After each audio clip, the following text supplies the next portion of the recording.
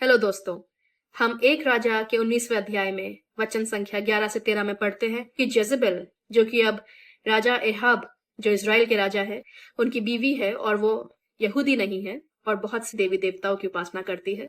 एहाब के द्वारा इज़राइल के सारे नबियों को मार दिया है और अब एलिया बचा है और जेजेबेल उसको मारने के लिए कसम खा चुकी थी और अब वो अपनी जान बचाने के लिए भाग रहे हैं। बहुत ज्यादा डर में है।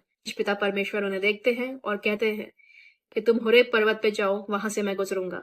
वो होरेब पर्वत पे जाते हैं इसी उम्मीद के साथ कि वो परमेश्वर से सुनेंगे कि अब अगला कदम क्या होगा। वहां पे बहुत तेज तूफानी हवा चलती है जो पहाड़ को भी उसकी जगह से केवल हिलाती नहीं, टुकड़े कर देती है। लेकिन परमेश्वर उस तूफानी हवा में नहीं थे।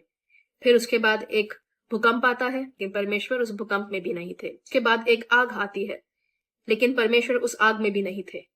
और फाइनली एलिया को एक फुसफुसाहट सुनाई देती है उसके कानों में और वो समझ जाता है कि उससे कि पिता परमेश्वर उस फुसफुसाहट में थे। आग हो, वो पानी हो, चाहे वो भूकंप हो, इन सब माध्यम से परमेश्वर ने अपने लोगों से बातें करी है, अपनी नबियों से बातें करी है। एलिया जो उन सारे तरीकों से परमेश्वर की आवाज सुनने की उम्मीद कर रहे थे, उन्होंने अलग ही लहजे में परमेश्वर की आवाज को सुना। वो इसलिए सुन सके, परमेश्वर के बहुत करीब थे।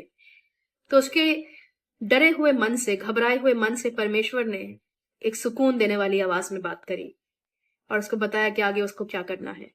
परमेश्वर जानता है कि आपके मन की स्थिति क्या है और वो उस लहजे में बात करेंगे जो आपके दिल को सुकून देगा और आपको कॉन्फिडेंस देगा, आपके डर को दूर करेगा।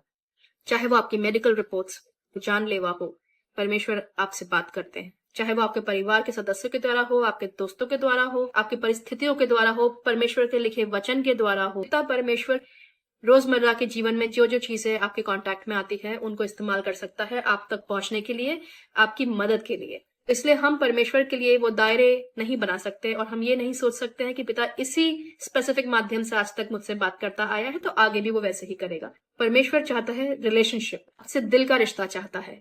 परमेश्वर जब आपको कोई मैसेज कम्युनिकेट करना चाहते हैं तो वो तब तक ट्राई करेंगे जब तक आपको वो मैसेज डिलीवर ना हो जाए और आप उसे समझ ना जाए।